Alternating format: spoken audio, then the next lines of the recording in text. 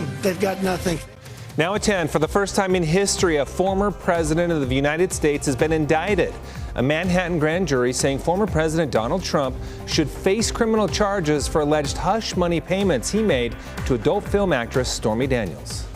Plus, a jury in Park City siding with actress Gwyneth Paltrow in her ski crash trial, finding her accuser, Terry Sanderson, 100% at fault. Reactions from outside the courtroom as the extensive 8-day trial comes to an end. And snow coming down. You're taking that live look in the mountains, and we know tonight we've got winter alerts in effect, not just for the high country, but in valley locations as well. We're tracking the timing and expected totals of this storm system in Utah's most accurate forecast. ABC 4 News at 10 starts right now. Live from Utah's first TV station, ABC 4 News celebrates 75 years. And welcome to the ABC 4 News at 10 o'clock. I'm Emily Flores. And I'm Glenn Mills. Thanks so much for joining us. We begin with a big national news story tonight. A New York grand jury voting to indict former President Donald Trump. Washington correspondent Jesse Tenor in our nation's capital with the very latest. Trump is currently in Florida at his home in Mar-a-Lago, but is expected to surrender to authorities sometime next week, when we'll also find out what specific charges he's facing. It's official. A Manhattan grand jury voted to indict former President Donald Trump on charges involving hush money payments to porn star actress Stormy Daniels during the 2016 presidential campaign. On Thursday night, Trump called the indictment political persecution, maintaining the position he took during last weekend's campaign rally. They've got nothing. They've got nothing. Think of it. Many Republicans side with the former president. On Twitter, House Speaker Kevin McCarthy called indicting Trump an abuse of power and promised to hold DA Alvin Bragg accountable. What we see before us is a political game being played by a local. Look, just as this isn't New York City. This is just the Manhattan. This is just a borough DA. Days before the jury voted to indict him, Trump called on his supporters to protest and said charges could bring, quote, death and destruction. It's dangerous. And if he keeps it up, he's going to get someone killed. That has officials in New York and Washington on alert for potential violence. The president has been very clear when it comes to Americans who want to protest. They should do it peacefully. And police in New York have stepped up security by telling all officers to be ready to report for duty on Friday. In Washington, I'm Jesse Tenor.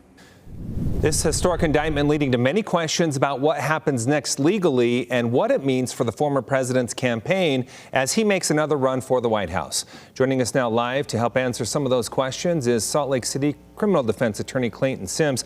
Clayton, really appreciate your time tonight. Let's get into this Law 101 style. First off, tell us what an indictment is and how grand juries come to the conclusion in this process. Right. So the indictment is just the beginning of the case. We're at the start of the case. It's a formal presentation. It's just simply a piece of paper telling you what you've been charged with, what are the elements of the offense, and that right now is sealed, and it'll be sealed until Trump's first court date. When you take a look at the process of going through a grand jury versus just the district attorney making those charges himself, what factors play into that? Well, so a grand jury is just a group of ordinary citizens, and the prosecutor presents evidence to those citizens that meet in secret. Now, the defense attorney is not a part of that. The defendant is not a part of that. The prosecutor presents to the grand jury without input from the defense attorney. Now, and it is probable cause level offense. It's not proof beyond a reasonable doubt at this point. So in order to indict someone, you just need probable cause. So what are the next steps we should be watching for here? Well, Donald Trump has to surrender. Fortunately, he wasn't, arrested by surprise. He's going to have to go into New York and get a mugshot, be fingerprinted, potentially handcuffed. What's interesting is that during this whole process, he'll have Secret Service protection. He's still a former president of the United States. And during that process, as he walks through and gets a mugshot and goes through the process, he'll have Secret Service protection. Yeah, this is uncharted territory that we're getting into, as we have mentioned the historic nature of this. The president running for the White House once again, how could this, if at all, impact his campaign as he runs in 2024? Well, what's interesting is that a clean record is not a requirement to be president of the United States. that the only 3 requirements are to be 35 years of age, a natural-born citizen, and live in the United States for at least 14 years. So the U.S. Constitution doesn't place a requirement that you have no criminal history. So theoretically, Donald Trump could run for president sitting in jail. He could run for president and win the presidency with a conviction.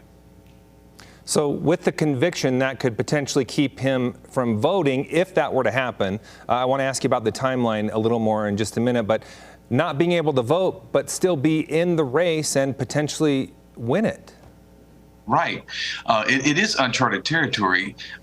There's some debate as to whether he would be allowed on certain states' ballots, but certainly he would be, and he is the candidate for president and the leading Republican vote getter at this point in terms of polling. So certainly he could win the presidency despite this charge.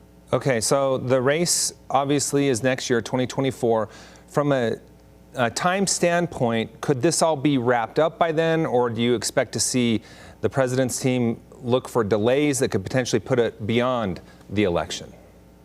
Right, it theoretically could take longer than 2 years. There'll be motions to dismiss, there'll be legal filings, certainly investigation on the defense side, requests for documents, requests for information. So it theoretically could take and push it into the next election cycle. All right, Clayton Sims, we really appreciate your insight on this big breaking story of the day. Thanks so much for your time. Thanks. Time now for Utah's most accurate forecast with Alana Brophy. Weather rates certified 11 years in a row. All right, our other big story of the day, of course, the weather and more snow coming in. Yeah, we're almost done with March, but we are not done with winter yet, Alana. No, we're not. Emily, I know you were driving in that snow tonight. We are watching it turn over in several valley locations, and we're watching it accumulate on the benches. We're going to get right to the storm tracker radar because the second wave of moisture associated with this upper level low that is now moving through the state. Now, we do have rain and temperatures are above average, but as we get with heavier precip and temperatures drop, we will see that changeover, and that's already happening on the eastern side of I-15. Places like Sandy, Holiday, dealing with snow, the benches, definitely in northern Utah, as well as mountain snowfall. Now, you see the green here, that's the rain. This has really now become a northern Utah event, clearing the south with quieter conditions tonight. We did see showers throughout the day, but now we're focusing all that energy on our most populated counties, and that goes all the way down to Utah County. Let's take a live look. We know that it's snowing up there in the Cottonwood Canyons and for the mountains, but as we look at the ABC4 studios, it's been soggy with just rain. Now, we're going to watch as this precipitation fills in, and that's going to be something that we saw happen last night, and it's happening now again. We've got those alerts in effect, and the alerts mean that we're expecting heavy snow in places where we see that winter weather advisory. Let me show you what I mean. As we get a little closer here, we zoom in, and you see that in pink, the Wasatch Mountains upgraded to that winter storm warning, but we're really focusing on that winter weather advisory that includes the entire Wasatch Front, Cache Valley, and Tooele County. These are areas that will see some lake enhancement and accumulating snow. We're setting the stage for a messy morning commute, and as a result, you want to give yourself some extra time. We definitely know that these alerts want to hold steady, and we will be dealing with the potential for travel impacts. Yep, let's take a look. I'll show you the areas that will be impacted. Now, we know our mountain passes like Logan Canyon and Sardine Summit, as well as the Cottonwoods and over the Uintas, will be dealing with road snow. It's going to be road slush, but it has the potential to be a soggy, wet headache in the morning, so you want to make sure you give yourself some extra time. We're going to talk about the timing on the heaviest precipitation and those expected totals coming up in my full forecast in just a few moments. Emily, Glenn, over to you. All right, Lana, thank you. Well, the verdict is in tonight in the controversial ski crash trial involving actress Gwyneth Paltrow. A jury ruling Paltrow was not at fault in the crash, assigning all the blame to plaintiff Terry Sanderson instead. ABC4's Courtney Johns live in studio with reaction to the ruling. Yeah, Gwyneth Paltrow did not speak to the press, only leaving a statement for her attorney to read. But the plaintiff, Terry Sanderson, as well as his attorneys, did speak to us outside the courtroom. What % of the fault do you assign to Terry Sanderson? 100%. I got the feeling that they never really knew what was going on. On his way out of the courthouse, Terry Sanderson tells the press suing Gwyneth Paltrow wasn't worth it. It's like I'm going to be on the internet forever. Sanderson's original lawsuit was for more than $3 million, claiming the actress hit him while he was skiing at Deer Valley. I heard something I've never heard at a ski resort, and that was a blood-curdling scream. Just, I can't do it. It was, and then, boom. He later adjusted his claim to $300,000, saying the crash caused him permanent brain damage. I said, "You skied directly into my back," and he said, "Oh, sorry, I'm sorry." But the defense argued Sanderson caused the crash and exaggerated his injuries, hoping for a big payout and 10 minutes of fame. You might have a reality show, Terry. This is a crazy world we live in here. I don't need that. One of Sanderson's lawyers telling reporters she, too, was overwhelmed by the amount of press this case received. I have newfound appreciation for Ms. Paltrow. If she has to deal with all of this on a daily basis, I can't even imagine. Paltrow's team, on the other hand, kept things short Are you reading a statement? and scripted. We're pleased with this outcome and appreciate the judge and jury's thoughtful handling of this case. Gwyneth has a history of advocating for what she believes in. This situation was no different, and she will continue to stand for what she believes is right. Thank you.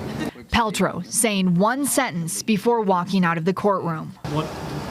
Her exact words, "I wish you well." 8 days in court, ending with just 4 words. Sanderson's response, even shorter. I said, "Thank you, dear." Now, Paltrow countersued Sanderson for a symbolic $1 as well as legal fees. Now, the exact amount of those fees hasn't been established yet, but the attorneys that we've spoken to say it could be over $1 million. Back to you. All right, thank you, Courtney. Coming up, Congress proposing a new no-fly list for disorderly passengers after a string of incidents on planes over the last few months. And a look at some wild weather on the national stage out of California. Mud and landslides as the heavy rain and snow continues to come down on the West Coast.